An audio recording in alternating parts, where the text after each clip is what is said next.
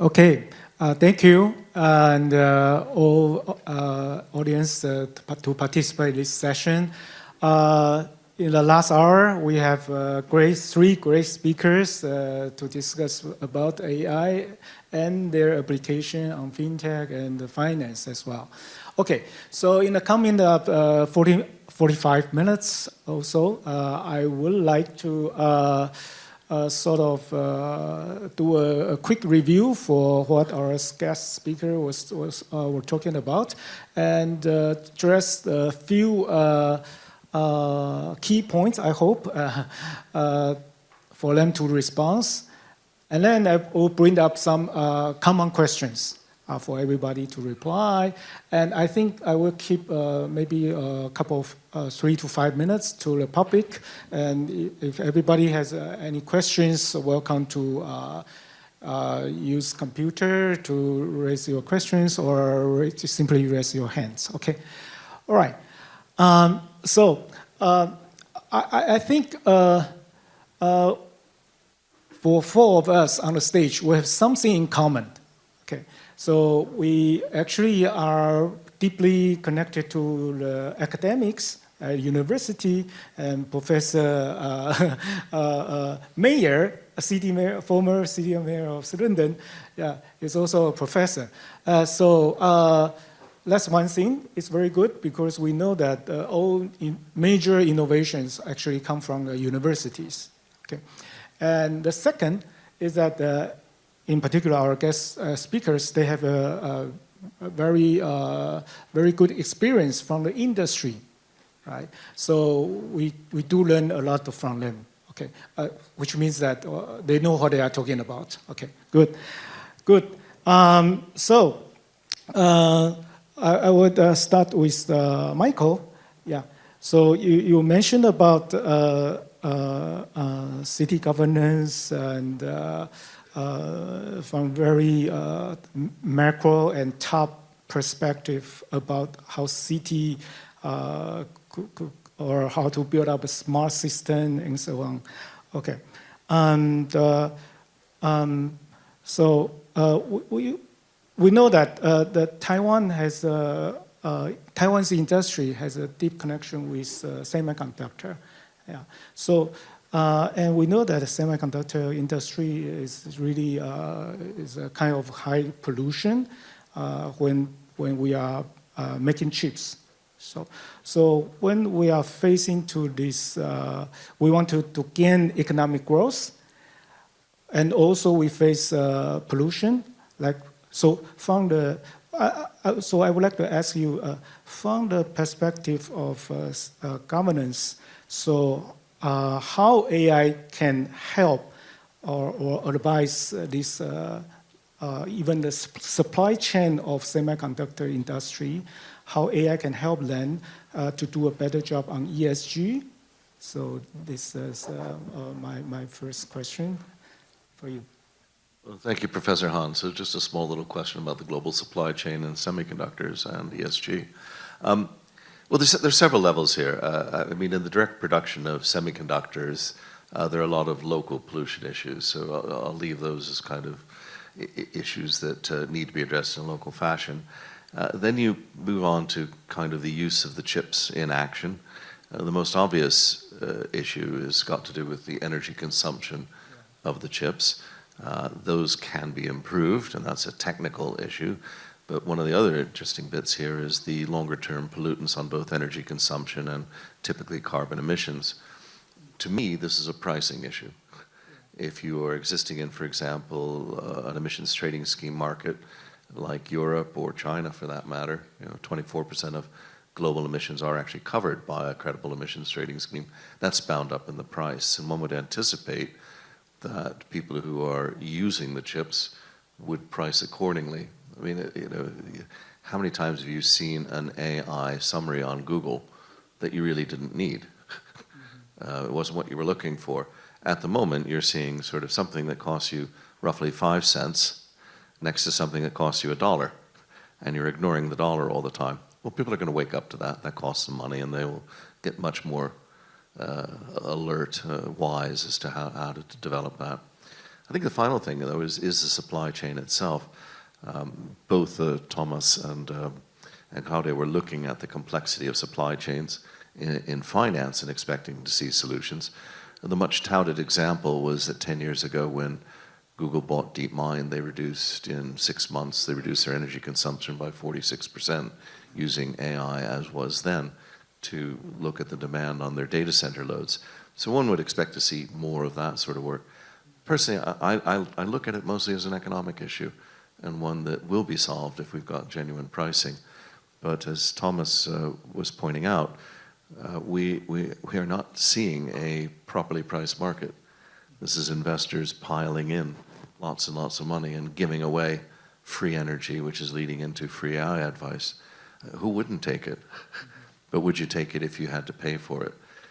It's quite analogous, interestingly, to Google, which in London, once they needed to charge the fares that they really were charging and not subsidizing, Londoners aren't idiots. They were very happy to take somebody who's going to subsidize a taxi. But the minute the prices went up, suddenly the black cabs did better again. Okay.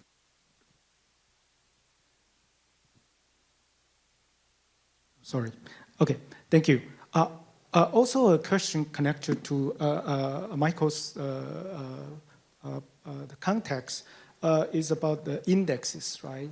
So how do you see the CT or can systematically interpret and utilize those complex assessment to formulate a true, effective, and forward-looking strategic roadmap based on your indices evaluation? So how a city like Taipei can really change its strategy to become a better or to fulfill their goal. For example, you have a several assessment to measure to constitute an index, right? So and there are so many components. So then the city of Taipei, how could they improve themselves based on your index evaluation? Yes, a very rich question. We track, as I showed on the slide, 140 different instrumental factors broken down into 5 categories. It's a lot to take in. I think the second thing is people tend to look at an index like that and pick the overall number, which is fair enough, but it's also kind of silly if you want to improve. It's kind of like saying, I was running 5th in an Olympic race. What do I need to do to improve? I need to go to number 3. Well, that's not going to happen. What happens is changing your training regime, your diet, your medical, your shoes. You know, it's all the little things that add up. And so we always encourage people to dive deep. In the case of Taipei, one of the interesting things about the way that we construct the index is we can see how people would have rated a center on its factors as opposed to its reputation. So in other words, if they didn't know it was Taipei, would they have rated it higher or lower? London and Paris, for example, do well. People have romantic visions attached to them, and we get a little bit of a marketing boost. To be candid, Taipei has a bit of a marketing kind of a negative there. So in the near term, and I do emphasize the near term, there's a lot to do with marketing. Taipei has a great reputation, interestingly, in North America, but slightly weaker in Europe.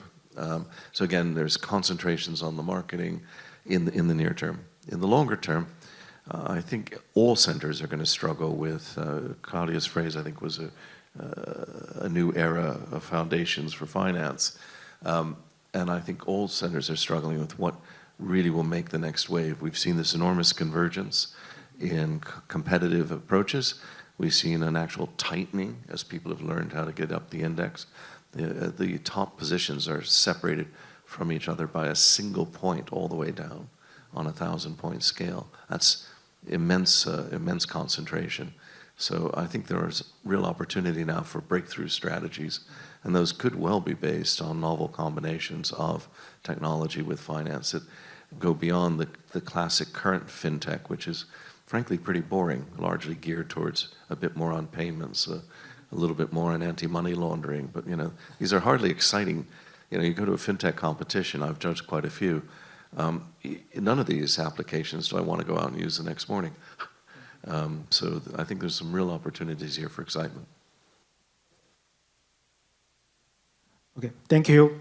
For our second speaker, Thomas.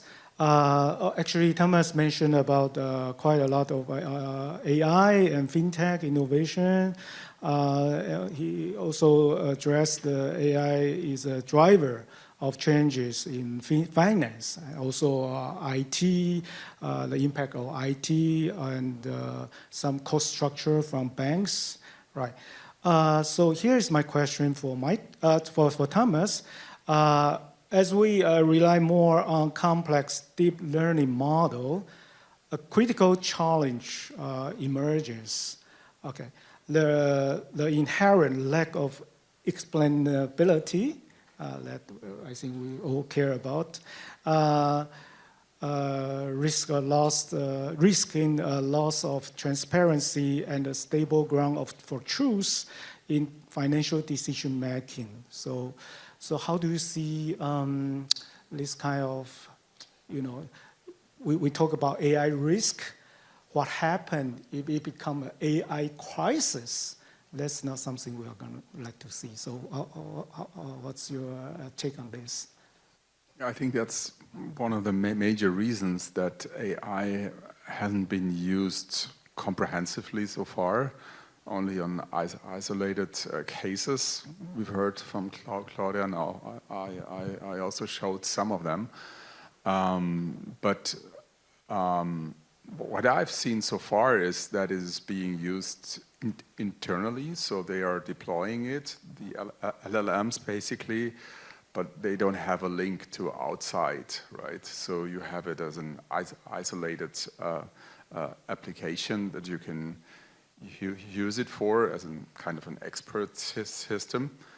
And I think the reason is that the regulators really won't accept it, because they will want to have transparency. When, for example, an AI-based advisory model comes up, then everybody wants to know where the answers are coming from, right? And we all know that AI models currently are based on more probabilistic models. That means that you have kind of a multi-dimensional vectored system. That means each word is followed by another based on the distance, right? That each word has to another one.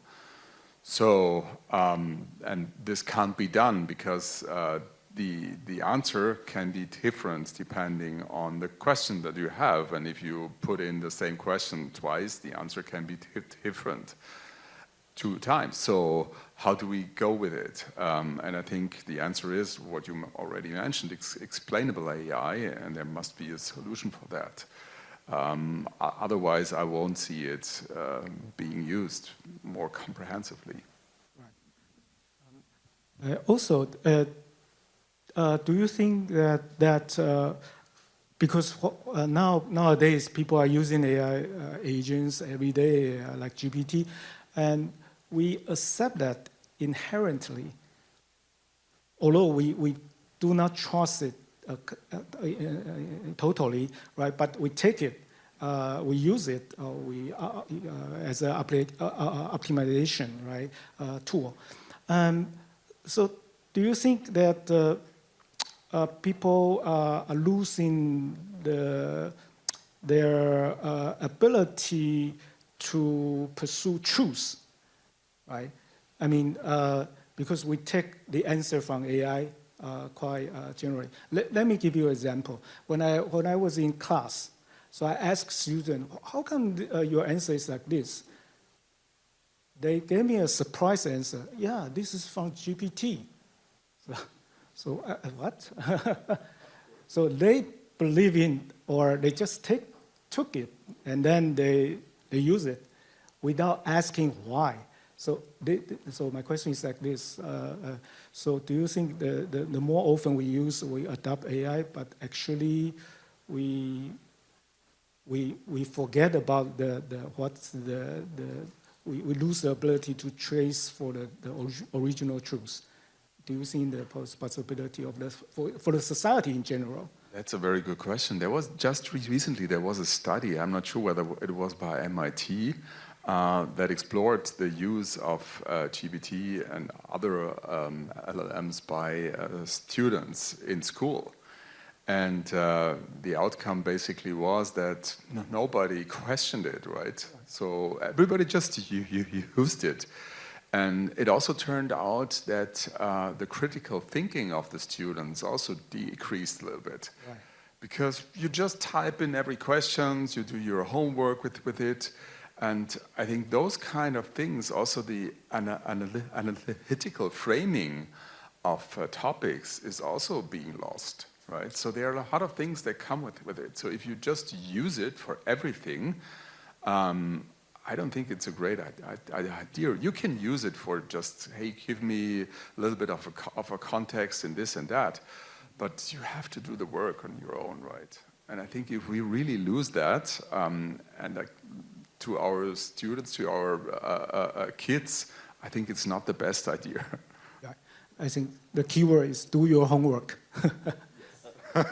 Gloria, please. Juan, may I add something here? Because when I created this little video, I was very critical, I have to say, because I wasn't sure if the translation was correct, and I wanted to make sure that really the translation was correct and polite. So what I did was that I copied again and again the translated sentences into another AI model, just to make sure, you know, I used Google Translator, I used ChatGPT, and I always said, please check it out, that's a very polite address, welcome address in Chinese, because obviously I am not able to talk Chinese or even read it. So I think that's a very important point we are talking here about. That, and that's also, I mean, always talking your position, a very important point for education. So people, and not only the students, I think students and young people are even more critical than we elder ones are, because they are raised up with the technological innovation. And what I found out that often those more senior executive, they are more, you know, deliberately trusting those AI models. And that's again a point which shows the importance of correct education also for us being executives. I agree, because this morning we heard from the executives that stood here, they also used GPT, right, for creating their speeches. Right, and probably, yeah, as you explained, it was generated from a probabilistic model. The mathematics is the same. Yeah, please. I might just share an amusing story. Last year I was having discussions with the central bank of one of the Baltic states, and we were talking with the governor about the use of ISO 42000 in the industry for self-regulation. And one of her adjutants jumped in and said, there's no such thing as ISO 42001. And I said, yeah, I and 8 of my colleagues flew here to lie to you, which I don't think we did. I said, but why are you so sure? He says, well, I've looked at it, it doesn't exist. And I said, well, what search engine are you using? And he said, well, ChatGPT. So I said, is it surprising ChatGPT doesn't want to tell you about a way of regulating itself? And also, I just want to add one point, because we had it before. I think you said it, that I mean, at the end of the day, whenever we put data into a model, you know, we put it twice, we get different answers. So coming back perhaps to my presentation, when we talk about the future outlook, about generative AI advisors, it would be very interesting to see if we put the same data So customer experience, financial interest into the system, will the answer on the financial advice at the end of the day will be the same, or will at the end of the day perhaps the advisor, the AI advisor, answer different facts and perhaps even suggests to invest into different stocks? So that would be very interesting to see in the future, right? Mm-hmm. So just another comment to that, yeah. I think what will be very important, and I think we've also seen this in other fields, look at last year's Nobel Prize that went to those Google researchers, right, that really developed a special model for these protein foldings. I think those ones are really exciting. In contrast to what we are seeing now with those large language models covering everything, right? Those are good for getting an overview, but if you want to go really deep into a certain topic, you need to focus on those ones. That's what I also had in my presentation with really specialized services and applications that goes into exactly that direction then, yeah. Right, okay. And I would add to that, we're also seeing a clash in philosophy. So the AI sector is based upon probabilities. You know, what's the probability of the next word or phrase? Deterministic mathematics is at the core of finance. So let's see if we can change all of the AI mathematics in the world. And it's very easy. Now, many of you will know that there's a whole series of jokes where an accountant is about to be hired, and they ask an engineer if he wants to do it, this, that. They finally get to the accountant, and they say to the accountant, "What is 2 plus 2?" And the accountant's answer is, "What do you want it to be?" Right? Well, let's imagine all of us here come up with a slightly better joke, and the punchline is 2 plus 2 equals 5. And this joke is so good that tomorrow morning, 8 billion people around the world over coffee are saying, "Hey, did you hear the one that ends 2 plus 2 equals 5? Yeah. Well, then all of the AIs on the planet will add 2 and 2, and it will equal 5. And is this what you want to base your regulatory system on? Is this what you want to base your financial advice on? So there are people working on these problems. They're not unknown. But there's a very long way to go. I hope that 2 plus 2 is really 5, because then tomorrow morning I will look onto my bank account and there is more money in it. Well, we benefit all from it. Okay. Then go to Gloria. In your speech, you mentioned about AI increase efficiency. You also mentioned what you think AI is. Turn complexity to simplicity. All right, that's how I interpreted your speech. In Chinese, there's a very beautiful phrase for this. It's called 化繁为简。这是 Gloria 的内容，最主要讲 AI 会化繁为简。Yeah, so therefore increase our the efficiency. You also mentioned about FinTech's innovation become the main driver for our society, and different regulatory approaches and so on. Okay, now there's a report from Stanford University earlier this year. Basically, they say that the AI investment, we have seen a big number, and those numbers will be increased dramatically in a couple of years. And that report says that over 40% of AI investment actually mismatch the actual need from the market. So, of course, those investments are from VC, for example, like those big names like Y Combinators. And so why is that? And those VCs are what we know, they are professional, they foresee what's going on in the future. How is this become so difficult to predict? Because this is also related to our strategy, decision makers. They wanted to make decision, and then they don't want their investment, to become a failure, right? Yeah, I think that's a very good question and a very decisive point for the market. I mean, I think we have to differentiate a little bit different countries and different continents. So also it was part of my presentation is that there is a lot of private investments, private capital coming to the market, and that's for sure one of the reasons why the US is leading the market. And for instance, right now at the moment, due to all these geopolitical challenges that are arising, or we have seen during the past 2 years, that's a very big issue for Germany.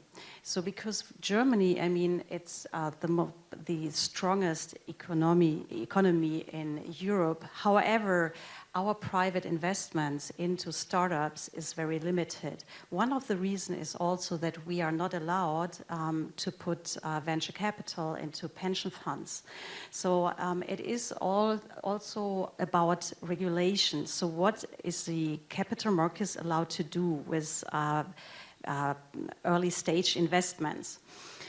In addition to that, and this is something I can tell you because of my experience from financial markets, is that venture capital is very specific. So even if you're a capital market expert, you may not know a lot about venture capital investments, because working with startups, working with founders is so different than working with, you know, senior bank advisor, for instance. It's a lot about trust. And one good example is, you know, also the different mentality that, for instance, US investors have in comparison to us. For instance, if there a founder fails, it doesn't really matter. It's more a positive thing, because the US says, okay, you failed, try it again. You failed, hopefully, or I'm sure you learned from your failure, and next time with the next startup, you will do better. Whereas in Germany, you know, we only see risks across the whole process. So if you're a founder of a startup and you failed, then probably you won't get a second chance. So it is a lot about mentality, about knowledge, about regulation. And however, this was also one takeaway of my presentation. It is so important to have a strong capital markets access for fintechs and startups. And I think here also we have representatives from universities are playing a quite important role, because we have young people, we are educating young people. And I mean, we see it also, again, sorry for that, from the US, the startups that are arising from the most important universities. I mean, that is strong, right? All the big tech companies coming from there. Right. So as I mentioned, so we are in Germany, we are looking out for big tech companies. However, we have very good founders. But then the problem is, when they are really going into the growth phase and they need more capital, they need the risk takers from the market, then they're going away. That's a pity. So we are about to change it. We are implying new rules from the government, but it will take time, for sure. But it's very important. Thank you for this point. This is very similar to Taiwan, what happened in Taiwan, because the investment, capital investment for these startups, or the continuation, the full spectrum of our capital market, is not so complete in Taiwan in particular. So, but thank you for your point. Yes. I just want to add to that, because I share that opinion.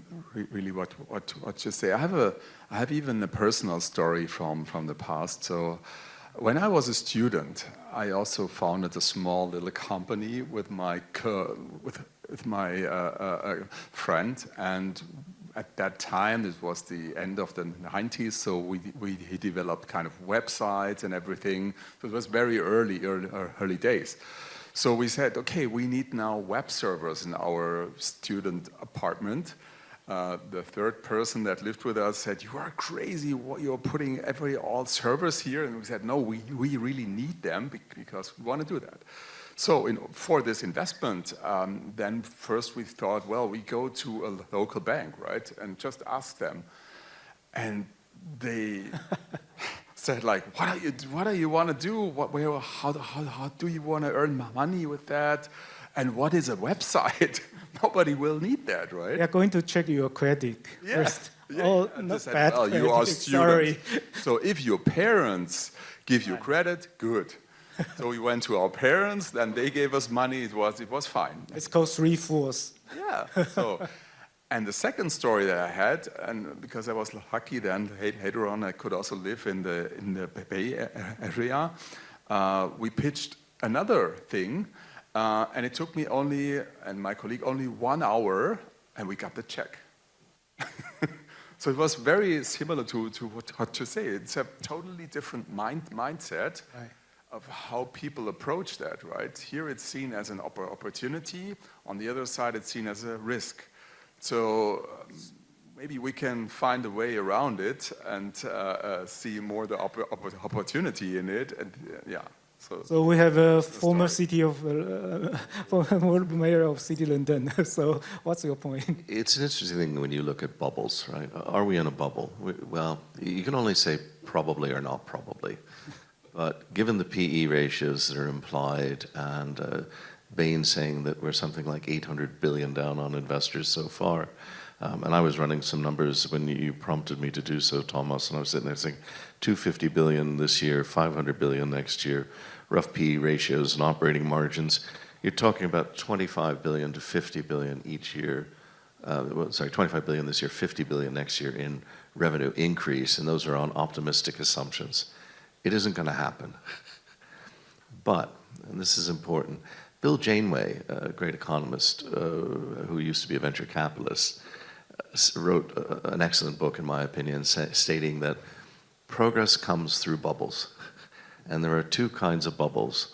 There are bubbles caused by war, because the politicians in charge realize if they lose the war, they're going to be up against the wall.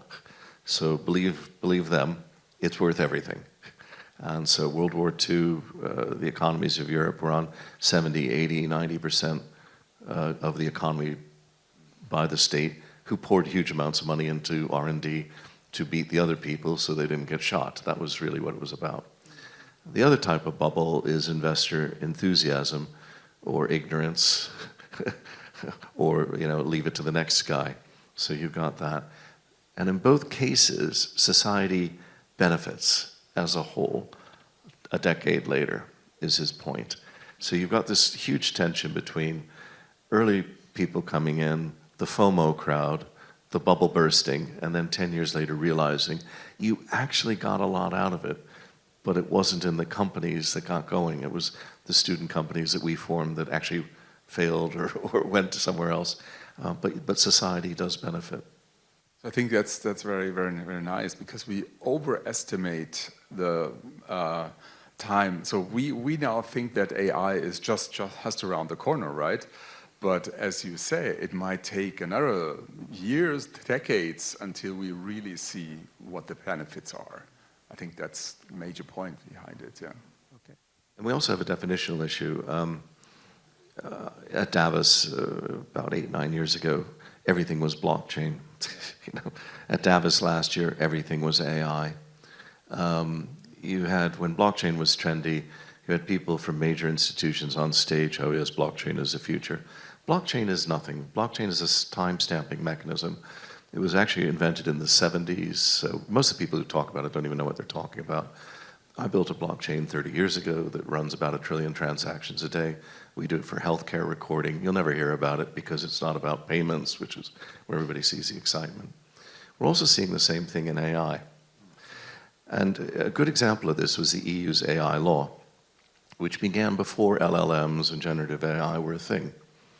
And in fact, the original AI law had a list of, if you go to Annex 1, you'll find all the techniques that make you subject to the law.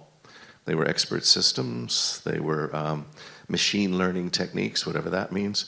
They have statistics in there. Now, has anybody ever used a computer to do statistics?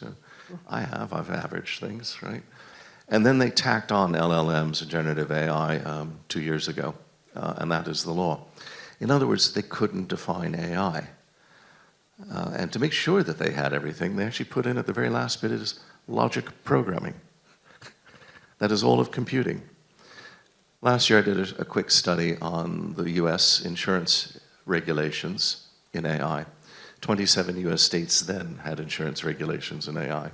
They too couldn't define AI. And if you read it, this is all of computing. And so one of our big dangers is we will come out of this. You've got loads of people saying, oh yes, we use blockchain, it was a great thing. You also have people who, like R3, we are a blockchain company. No, we're never a blockchain company. No, we've changed our marketing, we are a blockchain company. No, we've changed our marketing, we're not. They flip-flop.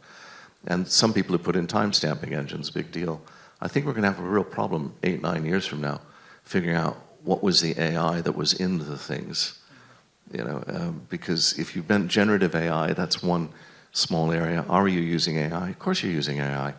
I had people on stage last year at Davos saying, we don't use AI in our bank. And I'm thinking, I've built AI systems, they're in your bank, and I've written academic papers on them. And that was 20 years ago. Is Google's Maps an AI system? I would contend it is. And it's 20 years old, 25, I think. So anyway, I don't think we're going to be able to unpick this 5 or 6 years from now because we can't define the terms clearly enough to understand when it was in or out. And there is another thing coming along with it. So on the one hand, you have technology that is moving very fast, but organizations don't adopt them very, very quickly, right? So we had a project 11 years ago in 2014 with some insurance companies where we wanted to apply those new stuff. It was also pretty much on hyper automation because you have lots of legal documents, premium statements and things like that. So all text-based, right? So you could automate that. However, at that time, those insurance companies that were in the room even didn't have a person that was responsible for it. So there was no chief digital officer or something. So they didn't even have that, right? So the organizations weren't really ready for it. And I think this is another point, right? You have the technology that's moving fast, although not fast enough as we want to, but the organizations are even slower. So it's kind of a mismatch. Right.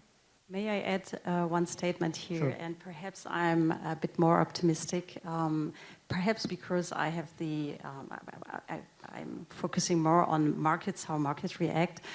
And it's a very interesting point you added that at the end of the day, the technology we are talking about, either we are talking about blockchain technology or AI, it has been invented some time ago, both.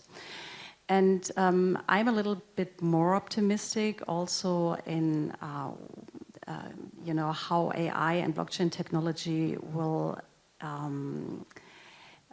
change capital markets. Because as I said in my last statement, from my point of view, AI will become an enabler or is becoming more an enabler for blockchain technology and vice versa.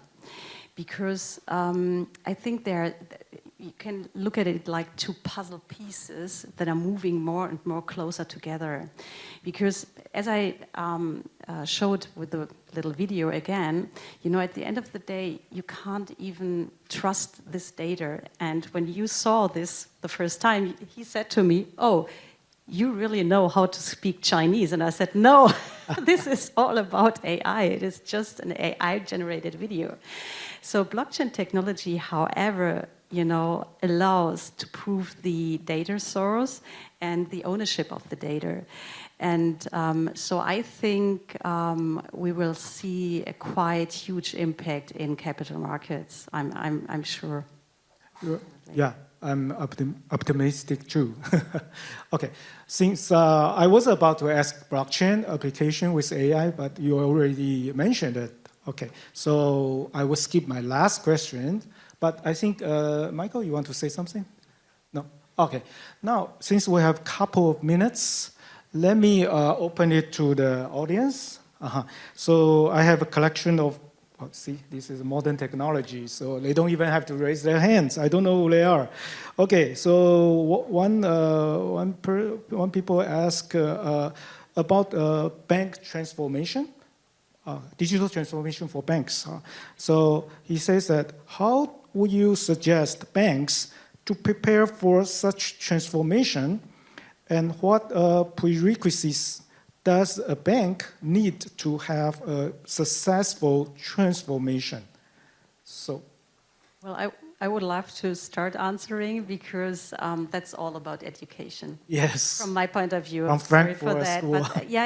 But but it is important because when I look at financial institutions right now, we can see that almost every bank has a kind of digital innovation office. And there you have really, really experts working there, so they know what they are doing. However, you know, the biggest challenge in terms of transforming an institution is about breaking the knowledge down to everybody. And as I said, it's so much more than using an AI application such as ChatGPT or a video creating platform. It is really understanding the risk, how algorithms work, where are the challenges, the opportunities. I mean, my daily work changed so much. I feel like having a personal assistant on my side, you know, with ChatGPT, and I put everything in it. Of course, I mean, I'm an expert in what I'm doing, so I can really check it out and see if the facts are generated correctly. And but I still see, because we have the executives in our programs, and it is quite surprisingly how limited the knowledge about this new technology from time to time is. So the challenge, again, for transforming markets, institutions, is to break it down to executives. It's good. So answer is clear. So it's all about executives. And not for commercial. If you, Frankfurt School is definitely very nice. So you have a link, click, you will get a discount coupon rate. Okay, good. I have a couple of questions. One is about AI chips, so let me ask here. Many people say that Taiwan needs to develop software to advance AI industry in addition to current AI chips, hardware advantage. What will be your recommendations to financial services provider and regulators to encourage development of financial related software? Okay, so I guess that this question is about, you want to, okay, Michael? Yeah, well, you know, to me, as I said earlier, algorithms, chips, you know, connectivity, energy, but data. Data. I'm not sure on a global perspective, given Taiwan's excellence in semiconductors and all, that there's a need to necessarily build this up. But if that's what you want to do, I get it. I believe the future, though, is going to be in data management. I was in front of the House of Lords last year on the skills needed in the UK. Everybody claims there's a huge AI skills gap, What is that skills gap? We've got, you know, a dozen major entities actually doing the base level engines. They're full of people, and if they need it to double the number, that's not going to be a great shake in the world. But it's the applications in the banks and all that the AI skills are there. What are those skills? Are they AI skills? Not when a 5-year-old can use a generative AI. The skills are statistics. Can you actually evaluate data going in and data coming out and evaluate how good the model is?